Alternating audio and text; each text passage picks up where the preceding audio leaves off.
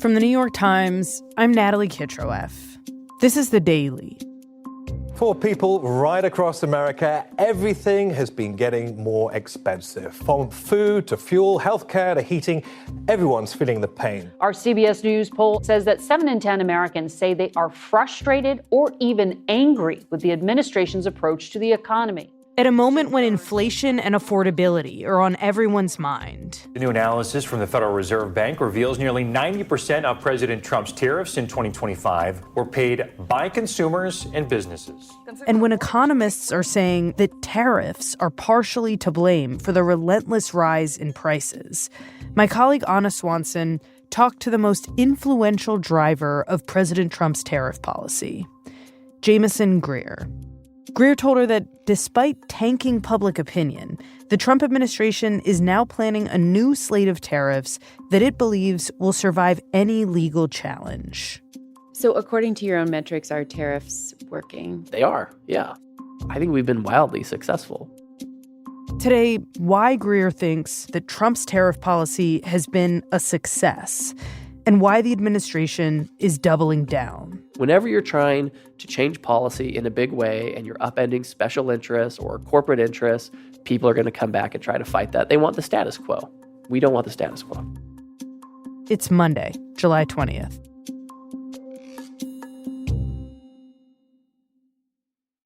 Anna, you spent hours with Jamieson Greer, not a household name, but someone who is very important in crafting U.S. trade policy as the U.S. trade representative. So just say why this guy matters and how much.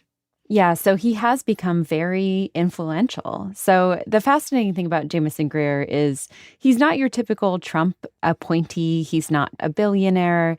He's not brash. You might remember we had Peter Navarro on this show before as well. Yep. Navarro is kind of more of a loose cannon, but Greer, on the other hand, is quite considered. He's more of a quiet, low-key type of guy. But he has a lot of knowledge in the trade law. He has a lot of experience in trade. And he really is the brains behind a lot of the trade agenda at this point. Okay, so after you sat down with him a couple times, I understand, what was your main takeaway?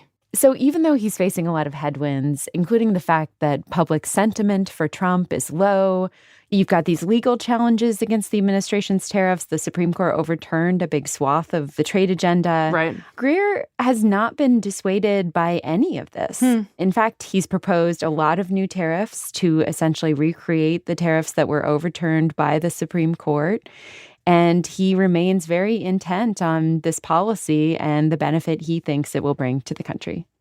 And why? Why are none of those obstacles that I think would normally be considered pretty big dissuading this guy? Because according to him, the tariffs are working. They're working. How? Like, help me understand that. So there are a lot of reasons that he gives, disputing all the arguments that people make about tariffs, all the complaints that people have. But I think to really understand why he thinks tariffs are working, you have to understand how he became such a diehard believer in tariffs in the first place. Hey, how are you? Good to see you. Want to sit there? Is this a good setup? So I went to his office with colleagues from the Daily. Welcome to this building, which used to be part of the War Department. Right. This is a very historic building, right? It's the second oldest federal building in Washington after the White House. But there's less gold in here than there is in the White House. Right. Okay. Well, and we started talking to him about those early experiences that he had that shaped the way he thinks about trade and tariffs and how the U.S. needs to change the way that it's trading with the world. Just quickly, I'll go back a little bit more. We just briefly talk about your background and how you got to this position. Can you describe your childhood? I was born in a town called Gridley, California, which is the Kiwi capital of the United States. And then when I was 2, we moved to Paradise, California. I went to Paradise High School. It was the only public high school in town. And I did pretty normal things. I ran across country. I did student government. I worked in the local McDonald's. I was a Little League umpire with the parents yelling at me. So I had a very normal American-style childhood. So Greer grew up in California, not coastal California, San Francisco, or LA, but in the northern central part of the state. It's a town called Paradise that had this massive wildfire subsequently. Paradise, California in Butte County. This is deep red California, deep in the woods, logging country. We had something every year called the Gold Nugget Festival. It was gold country. So it was very much a working class kind of place. He's one of 5 kids. His mom worked as a bank teller for Wells Fargo for many years. His dad, on the other hand, did a variety of jobs. We actually moved to Paradise because he was going to take a job in plastic injection molding. There was a small industrial park there. So he was going to do that before those jobs went to Asia. He worked at auto dealerships in the maintenance and service shop, and he worked in pest control. I grew up in a mobile home, not in a mobile home park, but in a mobile home. Even though they weren't very well off, his parents really valued education. We had a subscription to National Geographic, famous magazine with the yellow border. So always had a desire to go out and do more. And his family is also Mormon, so he goes to Brigham Young University in Utah, and he studies international relations. And then after he graduated from university, he decided to go to law school, and he ends up joining the military. And again, when you grow up in a place like Paradise, it's not unlike being in Appalachia in a lot of ways, right? It's kind of poor area, more working class. Doesn't look like there are a lot of ways for social mobility there. And, you go to the military. And so he worked as a military lawyer in Kansas, Turkey, and Iraq. I ended up getting connected with a headhunter who was really helpful. And he finds a job that combines his interest in the law and in international relations, working at a prestigious law firm in D.C. called Skadden. My headhunter said, hey, I think you'd be interested in this group at Skadden where they're doing this international trade work for, American manufacturers. And he finds himself on this team where he's defending U.S. companies against unfair trade from other countries. And it ends up becoming this very formative experience for him. How so? So at the time when he starts working there in 2012, this is a period where globalization is going full steam ahead. Companies are offshoring to China. China is expanding into different markets. And Greer was representing U.S. steel companies that are dealing with this onslaught of cheap steel coming out of China. They're subsidizing their industry. They're pricing things unfairly low and basically undercutting U.S. companies and putting U.S. steel mills out of business. There were rules around this kind of behavior, but a lot of multinational companies actually benefited from trade with China. And so they turned a blind eye to China's unfair trade practices, and a lot of politicians did the same. If you look back at 2012, 2013, this was a time when in Washington, in fact, particularly among Republicans and the U.S. business community, the view was the purpose of trade is efficiency purely. That's all we're looking for. We're looking for efficiency, and we want to have good relations with China, and trade deficits don't matter. And if we're losing steel mills, that's okay because everyone's going to transition to services jobs that are better and software development and healthcare and all these different things. This was the prevailing view. And within this international trading system, Greer is working to get protections for U.S. manufacturers. He's taking foreign companies to court. One, they have massive subsidies, and it becomes very difficult for American workers and the companies that employ them to compete with a Chinese or a Vietnamese steel company that doesn't have to make money. Right? Or if they lose money, they're going to get a subsidy from their government. And the subsidy. He's arguing that they're using unfair trade practices. Oh, look at this. Actually, you're selling below cost or you're selling at no profit and you're doing at length. And he's actually winning his cases. And what does it mean to win? What happens when he wins these cases? So the big consequence is that the Commerce Department, because of these court rulings, puts tariffs on these countries. But the problem is this process takes a long time, and the tariffs are narrow in scope. They're country-specific, they're company-specific, they're product-specific. And I just thought, we're taking care of this, but it's quite laborious. And China and other countries are also really good at finding loopholes, finding other ways to ship cheap steel into the U.S. So it becomes a whack-a-mole issue, right? It's not just in steel. Solar panels, right? Maybe you shut down access for Chinese solar panels into the U.S. and then just moves to Southeast Asia or somewhere else. You crack down on Chinese steel shipments in one place and they just kind of pop up somewhere else. So Greer is experiencing firsthand all of the challenges in the system and that it takes a really long time to prove that foreign companies are cheating international trade rules. And even when you can prove it, the protection that U.S. companies get in return ultimately isn't that effective. That's right. And he's also seeing the impact of this on everyday Americans. When we're bringing in people to testify before the International Trade Commission about the effect of trade policy on them, we're bringing in people on the line. We're bringing in people who wear hard hats. We're bringing in people who wear safety glasses and do eye wash at the end of the day because of chemicals. These are the people we're ultimately trying to benefit. And this really helps to shape Greer's view of trade and how trade is impacting the country. And then his boss at Skadden, a guy named Bob Lighthizer, is appointed to become the top trade negotiator in Trump's first term. And Greer gets tapped to become Lighthizer's chief of staff. Which is a big deal, right? Because it gives him the chance to take all of this stuff that he learned as a trade lawyer and now presumably directly affect U.S. trade policy. Right. And one of the key actions that they take in that first Trump term is they issue broad tariffs on China. They hit hundreds of billions of dollars of Chinese goods with tariffs. And these actions were quite controversial at the time. But the way Greer explains it, the U.S. needed to start taking unilateral action against China, or else it would have just lost more and more of its manufacturing base to China. If America doesn't develop and implement its own policies to protect its industry and its workers, we will end up being policy takers. Right? So if we're not policy makers, we end up being policy takers. And China is very strong in making policy. It publishes every 5 years. They have a 5-year plan. For years, China has made its ambitions very explicit in these 5-year plans it puts out. It has been pushing to become more self-sufficient, and it has set a goal to dominate key industries. Listen, China's just going to do this. This is their goal. They don't have a lot of room for everyone else's manufacturing capacity.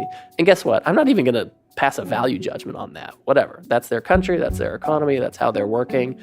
It's really important for us, the United States, if China is not going to change its practices that we believe are harmful, then we have to take unilateral measures. We have to be policymakers. Otherwise, we just have to accept all these giant surpluses that they're developing through their own policies. And I'm not going to take that. The president doesn't want to take that because he's not just going to take other countries' policies and say, oh, well, okay, I guess we'll just hand over our industrial base to everybody else. I guess everyone else will just have subsidies and we'll lay down and take it on the chin again. And the way that everything rolls out, they end up demonstrating that the political conversation around trade had actually changed a lot. And the Biden administration ends up keeping Trump's China tariffs, even when they have the chance to remove them. I mean, it had become politically unsustainable, almost bubbling up from the U.S. population. It was not a top-down kind of thing. There were these kind of instinctual things that the American population is feeling that Trump tapped into, and he called on Lighthizer, and Lighthizer brought together a team to really implement and attack these issues that the president had detected personally, but also in the U.S. population. So it was a popular message. I keep using these words like population and popular. We're populists. Okay, let's turn to Trump 2.0. Greer now has the top trade job. The administration came out swinging last year with tariffs, expanding way beyond China, hitting almost the entire world. We've covered this a bunch on the show. What was Greer's role in that approach? So Greer is not the ultimate decider. Trump is the decider. But Greer, as the trade lawyer, is preparing kind of the legal basis for it. And he becomes the face of it. He's negotiating with foreign governments and companies and Congress. He's the one who executes this plan. Which ultimately fails, right? The Supreme Court ruled that many of these tariffs were illegal. But for a while there, for about a year, Trump was able to impose tariffs any day of the week, whenever he wanted. He imposed them against India for buying Russian oil. He imposed them on Brazil for prosecuting their former president. These moves caused massive economic disruption and also really hurt America's relationships with its allies. What did Greer have to say about that? Yeah, those are fair questions, and I did ask him about it.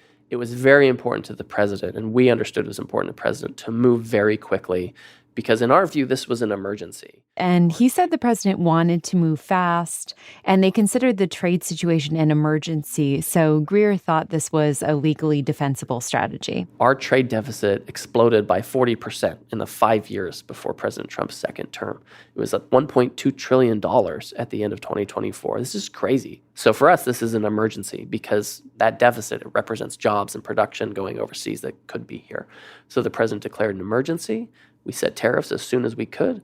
We set them in a way that could really send a strong market signal that production needs to come back to the U.S. And then it resulted in all these deals, which opened markets overseas. So I think it was critical and important that we used this statute because we were responding to an emergency. We had to move very, very quickly, and we had a lot of good outcomes from doing it. And he also argues that the way that they rolled this out gave the administration a lot of leverage over other countries.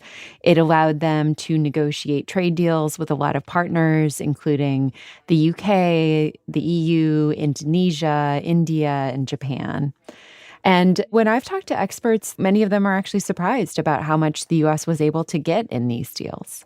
But it was an incredibly chaotic period. Companies were complaining that the tariffs were totally unfair. They were suddenly hit by these massive bills that they had to pay to the government. They had to figure out how to come up with the money.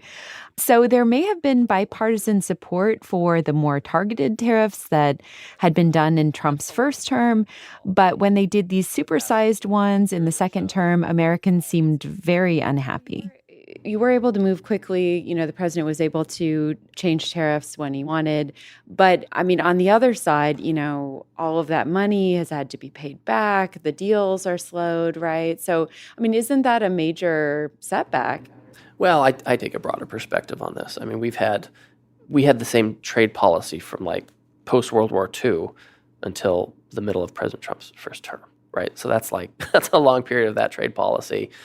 The past 8 years or so, it's modified. And now in this year, we've essentially upended 70 years of trade policy in 1 year. So you don't have any regrets in terms of that legal strategy? No, I don't have any. Well, I regret that the Supreme Court went the wrong way, right? But I mean, that's their fault. That's not ours. So it doesn't sound like he actually regrets pursuing tariffs this way, even though those tariffs were later struck down by the courts. No, he said he doesn't regret it. Well, we're always going to get sued. There's always going to be people who are trying to make a buck on the back of the American worker, and they're always going to want to sue to maintain their business model. My message is that these business models are not sustainable politically or economically in America anymore. But what does he have to say about the fact that they now have to refund billions of dollars to these companies?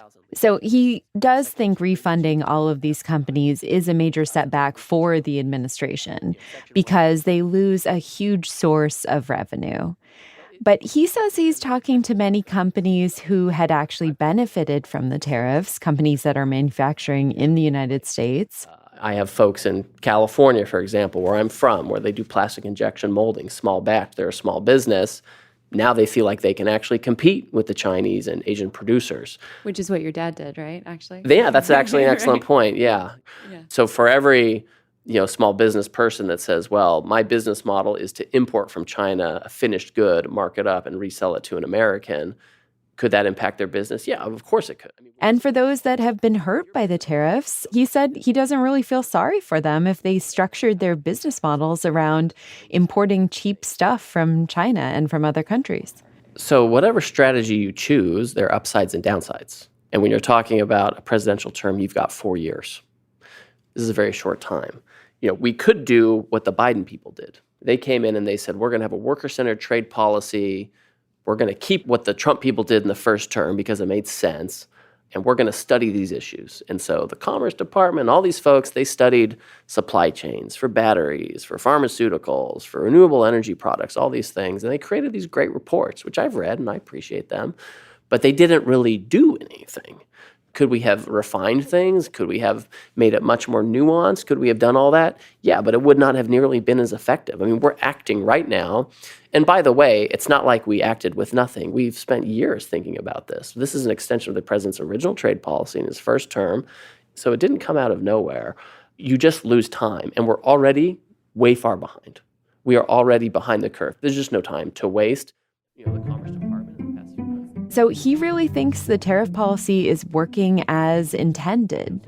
And he has a whole new plan to keep tariffs going. Kind of thing. At the end of the day, we are winning in changing the trade policy. We're winning in getting the trade deficit down. We're winning in reshoring. We're winning in wages. We're winning on all these things. So I'm happy with where we are and where we're going.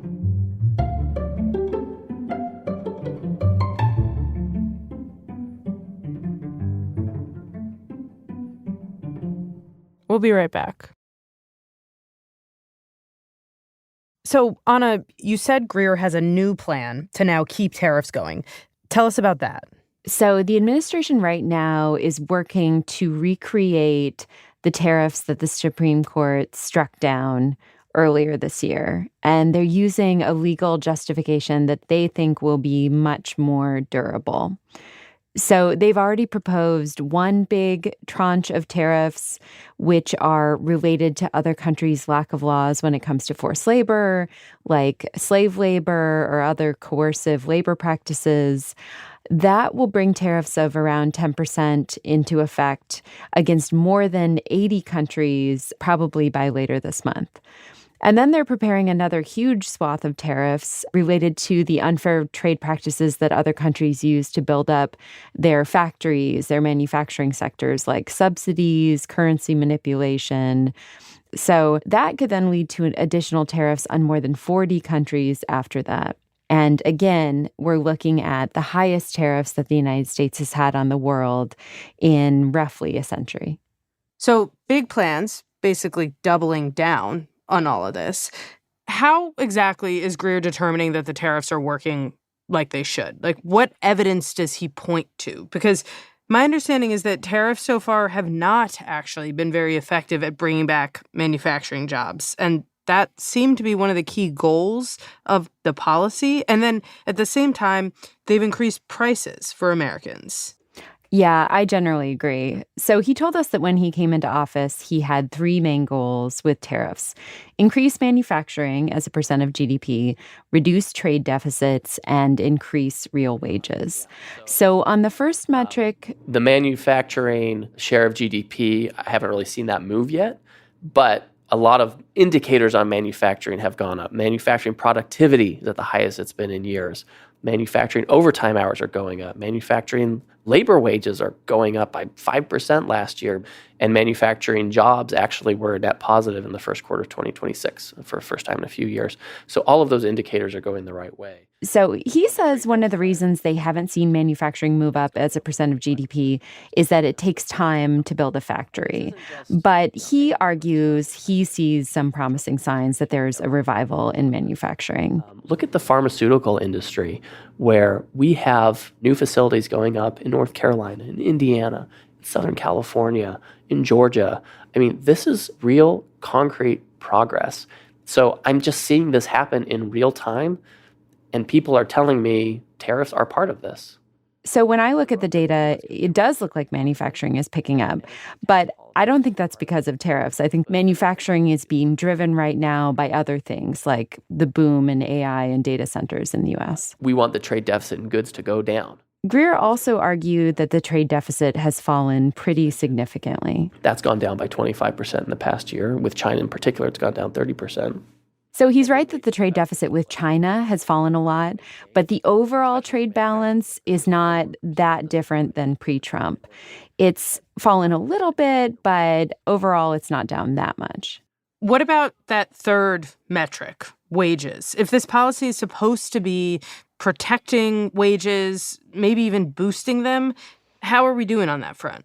So we talked about it. And then just digging into wages as well. So wages are rising, but that's kind of the long-term trend. And inflation is now outpacing wage growth for the first time since 2023. So wages have gone up, but so has inflation, in part because of tariffs. I disagree with that. Squarely. I mean, first of all, wages have outpaced inflation for all of the second Trump administration, except for the last couple of months, driven by energy. Because we have our operations in Iran. Everyone knows this.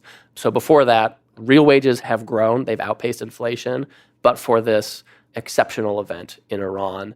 Greer is right that before the Iran war, wages were rising faster than prices. But in the last couple months, since the war started, prices have risen a lot more than wages, and they've actually jumped enough to offset all of the wage gains since Trump took office. And then we had a back and forth on what's driving inflation. And your point that you just kind of said that tariffs drive inflation, and I just disagree with that 100%. I mean, if you look at the first Trump administration, we put tariffs into place in July 2018 on China, which is a huge part of our imports. And our inflation at the time was about 2.7%. By the time we got to the next year, we had escalated tariffs on China. Inflation was down to like 1.7%. So it's just not one-to-one. And when you look at the Biden administration, their inflation peaked at like 10% in 2022. And at that point, they hadn't changed tariffs at all, up or down. So he argues that tariffs aren't driving inflation. He says the money supply, the Iran war, things like healthcare, education are driving inflation. So this idea that tariffs are driving inflation is crazy to me. I mean, there are a million factors that go into inflation. Most importantly, money supply. And now some of the inflation we're feeling is from Iran. And the other inflation we're feeling, it's not so much on goods, it's on services. Things like education, healthcare, and insurance. I mean, things that where Democratic policies for a generation have driven prices up. So those are certainly factors driving up prices over the long term. But that doesn't negate what many economists argue, which is that tariffs more recently have also added to prices on goods. And so I pushed him on that. But if you listen to the Fed, I mean, the Fed does talk frequently about how tariffs have raised inflation for goods. The New York Fed had a study showing that consumers bore the brunt of the tariffs. There was another Fed study that showed that tariffs were responsible for all of the extra inflation that we've seen in core goods. Well, I mean, if you look at the Fed studies over years, their whole shtick was we need to import as much as possible. We need to be as efficient as possible because that's going to help American workers. And that was just false. So the Fed and the various reserve banks and their economists, they are the ones that led us down this path to begin with. So they don't have a lot of credibility in my eyes. Just look at the actual data. If you're telling me prices are going up, look at the inflation data. The inflation is not coming from goods, right? It's coming mostly from services. Again, putting energy aside. So it's just that is a narrative that they're only supporting by their theories. They're not looking retrospectively at the best data. But even if he doesn't believe that tariffs are driving inflation, does he get that many Americans may be blaming tariffs for inflation and that is probably testing their patience right now, just given how much affordability and the cost of living are on people's minds? I asked him about that. A recent NYT poll put President Trump's approval rating at 37%, with voters expressing concerns about his handling of the economy, cost of living, the war with Iran. And recent polls have also indicated that the majority of Americans are against tariffs, connect them to the increased cost of living. Do you worry that your tariff policy has been too aggressive and that the kind of pendulum of public opinion has swung back against the administration? So I don't think it's been too aggressive. Again, I look at this in the long span of history of decades of a bad trade policy that we're now changing. You know, we know people have concerns about the cost of living. We all do. Like, no one wants to be dismissive of that. We've made huge progress on that in the Trump administration. We have a lot of core staples. You know, when you look at dairy products and eggs and cheese and flour, all these things, prices have gone down for those. So we worry about the cost of living. We don't see it as something that is going to change the trade policy. The trade policy is really about wages and protecting manufacturing and agricultural production. And I think that the American people are going to see this over time. I mean, again, we've had huge tariffs on China since 2018. We've had tariffs on steel and aluminum since 2018. We're making more steel in America than Japan is making now. I mean, this is a huge turnaround. So there's a lot of success there, and we've made a lot of progress in the administration, but there's certainly more work to do. Are you worried that if Americans don't see faster results, they'll start to lose faith in this vision of reshoring and the shift in trade increasing real wages? I don't think they will. You know, over the past year, you know, I speak to financial services companies. The American consumer has been really resilient and robust. And so you have some polls that are consumer sentiment, and then you have some like hard data that shows what our consumers are actually doing. And the American consumer is quite robust. So we're confident that that will continue. You know, I can't account for the 40% of voters who are just inclined to disagree with whatever policy president does because they don't like the president or they don't agree with him or they don't vote for him. So I kind of take that. And then you have, you know, folks in the middle who are watching their pocketbook. They want to see what's happening. I'm confident that this policy will continue to deliver for Americans as wages go up, factories come back. I mean, we're seeing it now. I think it's really valuable to the American people. Okay, I want to step back, Anna, and ask a bigger question that I think has been on a lot of people's minds since Trump trade war version 2 began, which is this trade war seems to have gone from being mainly about China to being a war on everyone. And if weakening China is still the primary goal here, doesn't that scorched earth approach undermine that purpose? Like, wouldn't it make more sense for the U.S. to align with all of its allies and focus on containing China rather than risk alienating all of our friends and going it alone against China?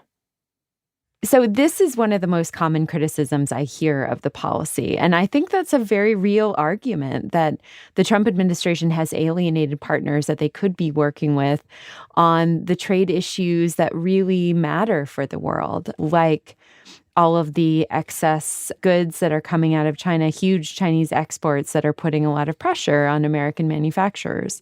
So why are we putting so many tariffs on Canada and Europe rather than countries like China? But Greer's answer here is really interesting.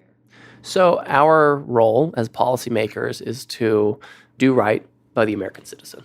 We need to take measures, frequently unilateral, because the rest of the world is all discombobulated and has different interests than we do.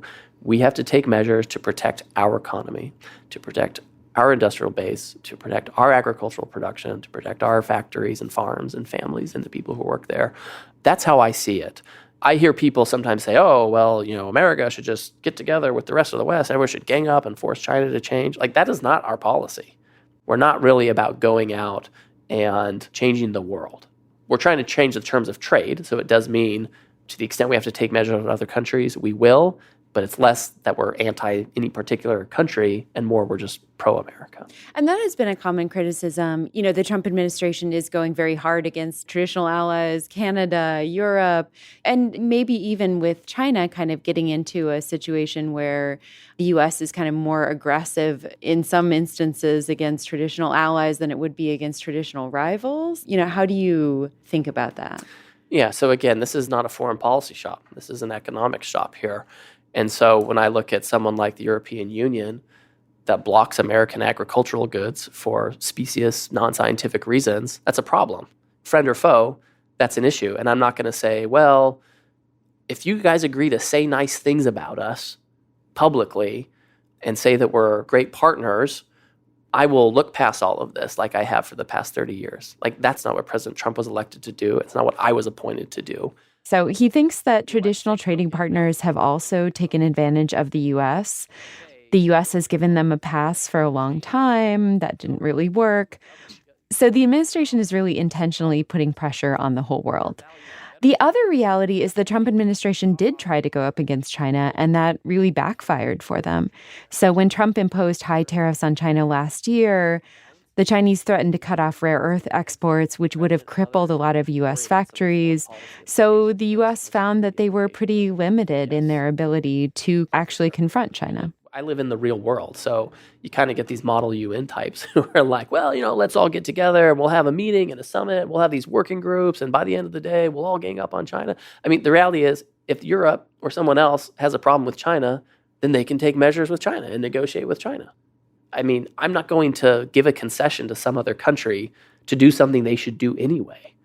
A lot of countries in this era of enormous imbalances and non-market practices, they will find, like the United States, that it's in their interest to take measures. Now, I think there are some instances where it doesn't have to be unilateral. I just find that countries like those in Europe, they tend to be very slow to move. They tend to be very bureaucratic. They feel more bound by international legal norms than we do. So if we were waiting for the Europeans to agree or the Canadians to agree or anybody else, we'd still be waiting while all this stuff was being offshored. And what grade would you give yourself on trade policy and achieving your goals?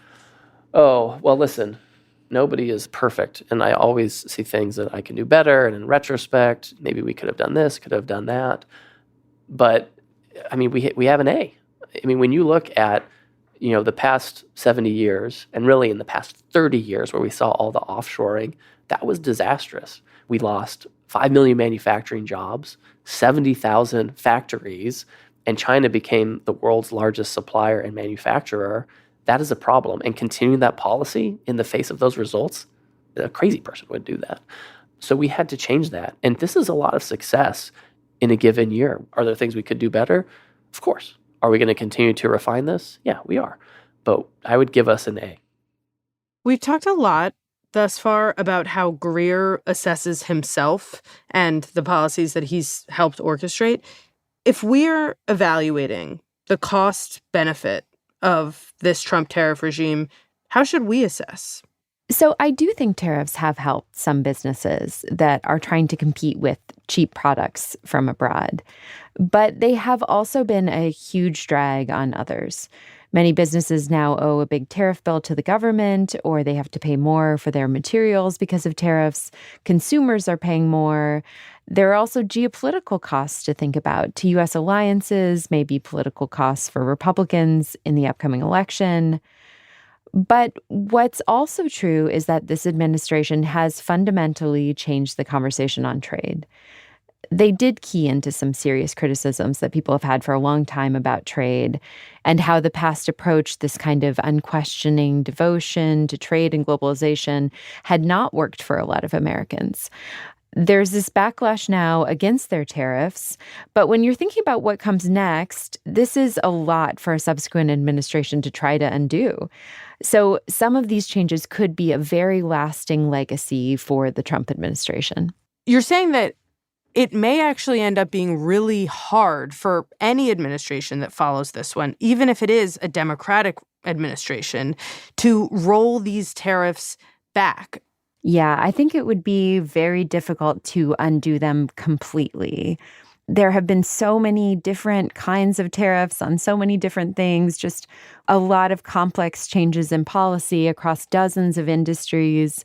You see companies start to reorganize their supply chains. Other countries have started to reshape the way that they trade with the United States and other countries because of these tariffs. And in the U.S., the politics of undoing the tariffs, too, could be pretty complicated. In the Biden administration, we saw that they debated undoing Trump's China tariffs and decided to just keep them. Now, of course, these tariffs in Trump's second term are much more extensive. They're much more global. It's a different situation. But I think what a future administration might find is a similar conundrum. It's just difficult politics to undo these tariffs. So the net effect might be that the Trump administration really has reordered the global economy for good. Well, Anna, thank you so much for being here. Thank you for having me.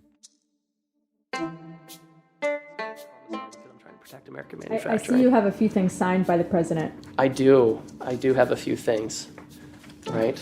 Here he's telling me we had a press conference about tariffs. He's signed it. He says, Great job, big time, right? That's a good one. Just with any boss, the longer you work with them, the more comfortable they get with you, unless they fire you, right? So far not fired, so that's good. Okay. Fantastic. Well, thank you so much. Yeah. Oh, and who? We'll be right back. Here's what else you need to know today. Over the weekend, at least 3 U.S. service members were killed in the Middle East, making it one of the deadliest stretches of the Iran war for U.S. forces. 2 of the service members were killed during an Iranian attack on an airbase in Jordan, which left another U.S. service member missing. Video of the attack showed U.S. soldiers taking cover as debris fell around them. The 3rd American was killed during the disposal of an Iranian attack drone in northern Iraq. The deaths came amid a cycle of escalating attacks that has all but shredded the ceasefire reached last month and brought the resumption of what increasingly looks like full-scale war. And Spain, for the second time in their history, have won the World Cup. On Sunday, Spain beat Argentina in extra time, winning its 2nd ever World Cup. The score was 1-0. It was an especially disappointing defeat for Lionel Messi, who, at 39, could have played his last World Cup game. Today's episode was produced by Ricky Novetsky, Asta Chaturvedi, Caitlin O'Keefe, and Claire Tennisgetter. It was edited by Lisa Chow, fact-checked by Susan Lee, and contains music by Marian Lozano and Diane Wong. Our theme music is by Wonderly. This episode was engineered by Chris Wood. Special thanks to Ben Castleman.